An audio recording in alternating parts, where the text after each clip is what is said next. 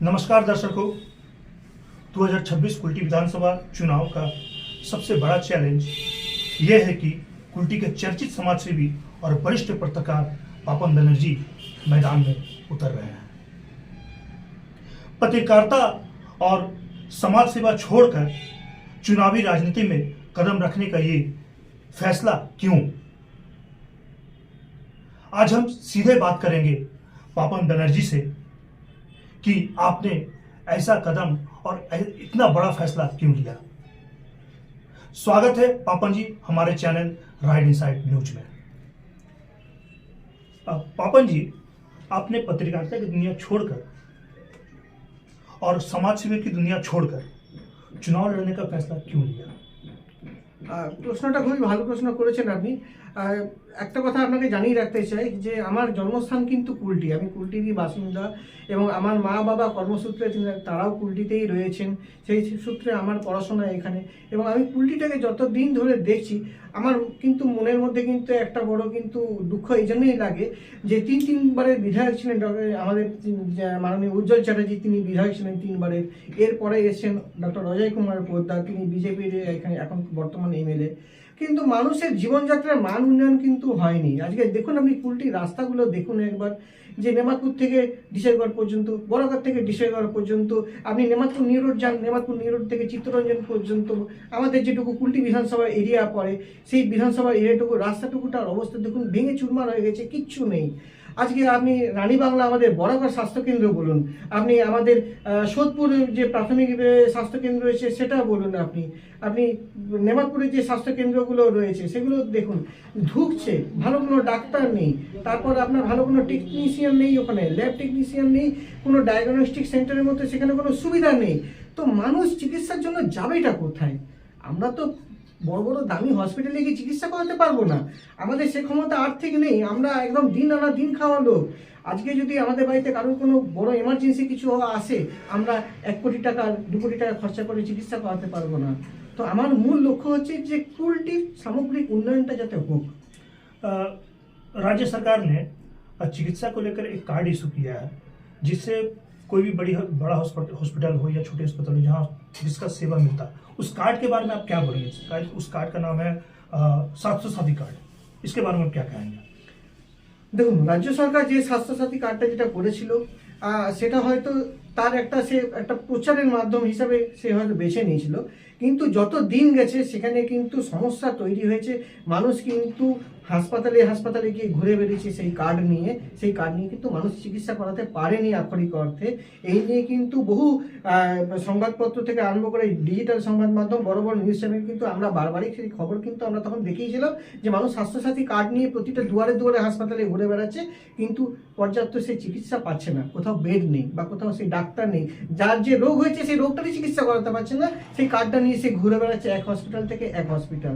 তো স্বাস্থ্যসাথী কার্ডের মানুষ করে সুবিধা তো বিশেষ কিছু পাইনি। ইভেন আমি একটা কথা বলবো, আমার নিজের ব্যক্তিগত জীবনের যে অভিজ্ঞতা, আমার বর্তমান যিনি স্ত্রী রয়েছেন তার একবার পা ভেঙেছিল, সেই স্বাস্থ্যসাথী কার্ড নিয়ে আমি যখন স্বাস্থ্যসাথী কার্ড হাতে পেয়েছিলাম আমি আমার নিজের স্ত্রীর চিকিৎসা করাতে পারিনি এবং আমাকে প্রাইভেট হসপিটালে গিয়ে টাকা খরচা করে কিন্তু আমার নিজের পায়ে স্ত্রীর চিকিৎসা করাতে হয়েছে।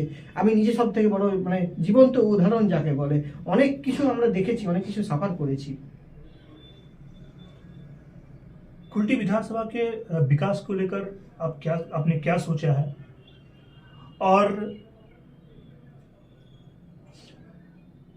आने वाले समय में आपकी गतिविधियां क्या है? খুব ভালো প্রশ্ন। দেখুন, কুলটির যে বর্তমান যে সামগ্রিক আমাদের যে জায়গাটা সেটা কিন্তু একটা বড় বিধানসভা। সেখানে আপনি জানেন ইতিহাসের মধ্যে যে আমাদের কুলটিটা অনেক বড়ই এলাকা, আসানসোল থেকেও কিন্তু মোটামুটি কুলটি বড় এলাকা পড়ে। তো যার জন্য কুলটিতে দেখবেন যে এখনো পর্যন্ত বিশেষ কিছু স্কুলগুলো যেগুলো রয়েছে সেগুলো কিন্তু প্রায় ধ্বংসাবশেষে পরিণত হয়েছে। ওপরে দেখবেন ছাদ নেই, স্কুলের ছাদগুলো ভেঙে পড়ছে, কোথাও দেখবেন যে দেওয়াল ধসে পড়েছে, সে স্কুলের দেওয়ালগুলো রয়েছে। যেমন কি আমাদের আপনি কাছাকাছি যান না, কুলটি বয়েজ হাই স্কুলটাই চলে যান, সেখানে গিয়ে দেখুন যে কুলটি বয়েজ হাই স্কুল ঢুকছে, অথচ সরকারি বিদ্যালয়।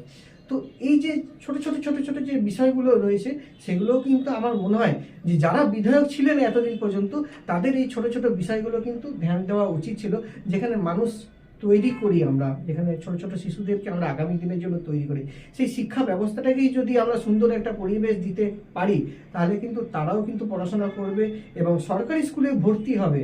এই যে ধরুন প্রাইভেট স্কুলে যে যারা যাচ্ছে তারা কেন চলে যাচ্ছে, সরকারি স্কুলে পরিকাঠামো নেই। তাহলে পরিকাঠামো আনতে জন্য আমার যে নিজের যে এলাকার যে স্কুলগুলো রয়েছে সেগুলোকে আমাকে সার্বিক উন্নয়ন করতে হবে। এইটা আমার একটা সবথেকে বড় মূল লক্ষ্য, শিক্ষা এবং স্বাস্থ্য, যাতে আমি যে কুলটিবাসী আমার এলাকাটুকু যেন সুন্দরভাবে সুন্দর সাজানো গোছানো থাকে। আজকে বাইরে থেকে কারোর যদি আত্মীয় স্বজন কুলটিতে বেড়াতে আসে তারা যেন এসে বলে যে না আমার কুলটিটা সাজানো গোছানো শহর, তারাও দেখে যেন বলে যে হ্যাঁ আমার এটা ভালো লাগলো কুলটি বেড়াতে এসে। बंगाल में तृणमूल की सरकार है और भाजपा की मजबूत संगठन, ऐसे में जनता आपको वोट क्यों देगी? অত্যন্ত মানে আপনি এই মুহূর্তে যে প্রশ্নটা করেছেন মানে সেটা আক্ষরিক অর্থে অনেকটাই বাস্তবতা রয়েছে। আপনারা জানেন যে পশ্চিমবঙ্গে এখন তৃণমূলের সরকার চলছে এবং তারাও কিন্তু মানে 1 ইঞ্চি জমিও ছাড়বে না, এবং বিরোধী পক্ষ রয়েছে বিজেপিও কিন্তু এখন কিন্তু জোর কদমে তারাও কিন্তু বেশ সংগঠন মজবুত করছে, এটা আমরা দেখতে পাচ্ছি। মিটিং মিছিলে প্রচুর ভিড় হচ্ছে, কিন্তু কথার সেটা না। একটা উদাহরণ আমি আপনাকে দিতে চাই। 2000 যদি আপনি একটু পেছনের দিকে ফিরে যান, 2010 সালে কিন্তু বামফ্রন্ট সরকার কিন্তু তখনও ক্ষমতায় ছিল, 2011-তে তৃণমূল এসছে। আর যদি আপনি একটু ফ্ল্যাশব্যাকে যান তাহলে দেখবেন 2010 সালে বামফ্রন্ট যখন মিছিল করেছিল সেই মিছিলে কিন্তু 5 লক্ষ মানুষ হেঁটেছিল বামফ্রন্টের ঝান্ডা নিয়ে। কিন্তু 2011 সালে বামফ্রন্ট একদম ধূলিসাৎ হয়ে তৃণমূল সরকারকে মানুষ বেছে নিয়েছিল, মমতা বন্দ্যোপাধ্যায়কে বেছে নিয়েছিল। তাহলে আমার একটা এখানেই প্রশ্ন আপনার প্রশ্নের সাথে জুড়িয়ে দিচ্ছি আমি, যে সেই সময় কিন্তু মানুষ কিন্তু বামফ্রন্টের সরকারের সাথে বামফ্রন্টের ঝান্ডা নিয়ে মানুষ হেঁটেছিল, কিন্তু তৃণমূল সরকারকে বেছে নিল তারা উন্নয়নের জন্য। আজকে আমিও আশা রাখছি যে মানুষ কুলটিতে তো 3 বছর উজ্জ্বল চ্যাটার্জিকে সুযোগ দিয়েছে, তিনি 3 বছর বিধায়ক ছিলেন। মানুষ 5 বছর ডক্টর অজয় কুমার পোদ্দারকে সুযোগ দিয়েছেন।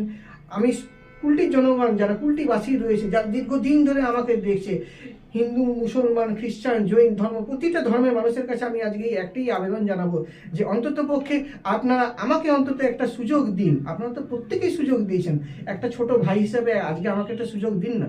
দেখুন না আমি কি করতে পারছি কুলটির জন্য। আমি তো কুলটি ছেড়ে কোথাও যাচ্ছি না, আমাকে এখানেই থাকতে হবে এবং যতটুকু উন্নয়ন পারবো আমি রাত দিন মানুষের সেবা করে একটা কুলটিকে সুন্দর সাজানো গোছানো একটা শিল্প শহরকে আমি একটা করবার চেষ্টা করবো, যাতে কুলটি নামটা মানুষের প্রতিটা মুখে থাকে। नमस्कार दर्शकों, आपने सुना हमारे पत्रकार मित्र पापन बनर्जी ने चुनाव इस बार 2026 विधानसभा चुनाव लड़ने का फैसला लिया है। आपने देखा किस तरह से उन्होंने कुलटी को और सुंदर और विकास और उन्नयनमूलक बनाने का किस तरह से अपने मस्तिष्क में वो चिंताधारा को पाल रखे हैं। उसको ये अवसर तभी मिल पाएगा जब वो चुनाव में जीतेंगे। तो पापन जी, हम अपने राइट डिसाइड चैनल परिवार की तरफ से सुनना चाहते हैं कि आप दर्शकों को क्या संदेश देना चाहते हैं। একটা কথা আমি একটা জানিয়ে রাখতে চাই যে প্রত্যেকটা কুলটিবাসীও জানেন যে আমাদের কুলটিতে কিন্তু কোনো ভালো বাস স্ট্যান্ড বলে কিছু নেই। আপনি অথচ কলকাতার দিকে যখন যাবেন দেখবেন যে কলকাতায় খুব সুন্দর সুন্দর বাস স্ট্যান্ড সাজানো রয়েছে, কোথাও কোথাও এসি বাস স্ট্যান্ডও রয়েছে। কিন্তু আমাদের এই যে কুলটি বিধানসভায় দেখুন ডিসেরগড় বাস স্ট্যান্ড বলুন, কুলটি বলুন, বরাকর বাস স্ট্যান্ড বলুন, এই যে বাস স্ট্যান্ডগুলোর যে ভগ্নপ্রায় দশা, আমি চেষ্টা করব যদি আমার হাতে কোনো ক্ষমতা আসে, কোনো সুযোগ আসে, মানুষ যদি জনসমর্থন দিয়ে আমাকে এই ভোটে অন্তত জেতায়, আমি চেষ্টা করব যেন একটু ভালো বাস স্ট্যান্ডও মানুষ যাতে পায়, সেখানে যেন স্কুলের বাচ্চা থেকে বয়স্করা যেন এসে একটা বসবার অন্তত জায়গা পায়, সুন্দর করে যেন বাস স্ট্যান্ডগুলো আমি একটা রূপরেখা দিতে পারি। এবং কুলটির মানুষকে এটাই বলবো যে আপনারা প্রত্যেকেই এই ছোট ভাইটার পাশে এসে দাঁড়ান। যদি আমাকে মনে করেন যে আমি যোগ্য, অবশ্যই আমাকে ভোট দিয়ে জেতান, কিন্তু আমি আপনাদের পাশে থাকবো, দিন হোক রাত হোক আমি কিন্তু আপনাদের পাশে থাকবো। আমি এইটুকু বলতে পারি যে আপনারাও ঠকবেন না আর আমিও কিন্তু আপনাদেরকে ঠকাবো না। নমস্কার। नमस्कार दोस्तों, आपने सुना पापन बनर्जी अगले 2026 विधानसभा चुनाव में निर्दलीय खड़ा हो रहे हैं। मैंने ये बात पूछना भूल गया, क्या आप निर्दलीय खड़ा हो रहे हैं या किसी पार्टी से भी टिकट मिले तो आप उस पार्टी से भी खड़ा होंगे? দেখুন ইতিমধ্যে আমি যেটুকু চিন্তা ভাবনা করে রেখেছি যে বড় রাজনৈতিক দলের সাথে আমি নিজেকে এখনো সেইভাবে কোনো দিন যুক্ত করিনি। বর্তমানে কোনো রাজনৈতিক দলের আমি সদস্যও কিন্তু নই। তো সেই হিসেবে আমি নির্দল থেকেই প্রতিদ্বন্দ্বিতা করব। এবং যদি আমি জিতি, তারপর দেখা যাবে যে মানুষ কি চাইছেন আমার কাছ থেকে। তো সেই অনুযায়ী আমি হয়তো পরের ডিসিশন নেব। যদি মানুষ আমাকে ভোট দিয়ে মনে করে যে এই মানুষটা আমার কুলটির জন্য অ্যাপ্রোপ্রিয়েট সুটেবল, আমি একে ভোট দিয়ে জিতাবো, এরা জন্য আমি আগামী দিনে কিছু করতে পারবো, তো অবশ্যই আমি মানুষের মতামত নিয়ে চলবো। কারণ জনতা জনার্দন তারাই আমাকে ভোট দিয়ে জিতিয়ে নিয়ে আসবে কুলটির উন্নয়নের জন্য। तो दर्शक, आपने सुना पापन बनर्जी 2026 विधानसभा चुनाव में या तो निर्दलीय या फिर किसी पार्टी से अगर टिकट मिलता है तो पार्टी से भी खड़ा होंगे। तो हमारे सभी सभी दर्शकों से अपील है कि पापन बनर्जी को बढ़ चढ़कर इस चुनाव में जिताने में हिस्सा लें। मैं Bunty Vishwakarma, right inside news, Asansol. धन्यवाद। नमस्कार।